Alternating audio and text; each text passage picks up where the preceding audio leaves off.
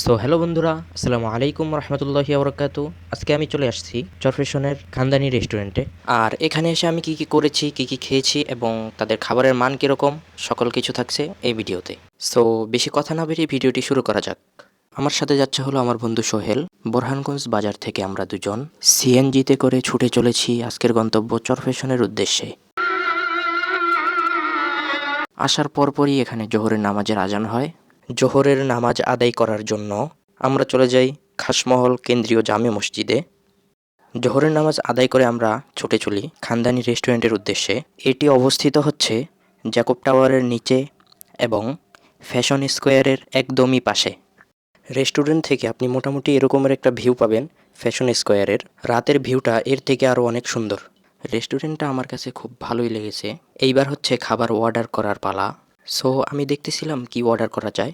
So অন্যদিকে ক্ষুধায় আমার বন্ধুর চেহারার অবস্থা হচ্ছে এটা। সো বন্ধুকে বেশিক্ষণ ওয়েট না করিয়ে দুটো চিকেন বিরিয়ানি অর্ডার করে দেই। অর্ডার করার কিছুক্ষণের মধ্যেই বিরিয়ানিটা এসে দিয়ে গেল। আর অন্যদিকে আমার বন্ধু তো বিরিয়ানি পেয়ে গরুর মতো খেতে শুরু করে দিল।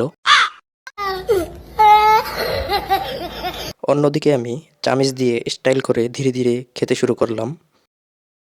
A few moments later. কিছুক্ষণ পর আমিও চামিচ টামিচ ফেলে গরুর মতো খেতে শুরু করে দিলাম।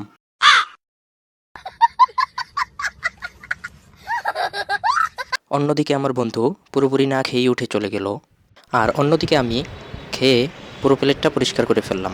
খাওয়া দাওয়া শেষ করে আমরা কোল্ড ড্রিঙ্কস নিব এবার। তাদের এখানে হচ্ছে শুধু 7 আপ ছিল, তাই আমরা ওটা অর্ডার করিনি, কারণ হচ্ছে ওটা ইসরায়েলি পণ্য।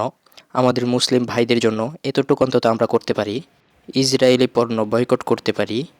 আর এই স্প্রিটটা গ্লাসে ঢালার পরে কিসের মতো দেখা যায় এটা আপনারা অবশ্যই কমেন্ট করে জানাবেন। টেক কেয়ার, আল্লাহ হাফেজ। तू समझा? हाँ। नहीं, तू समझा नहीं।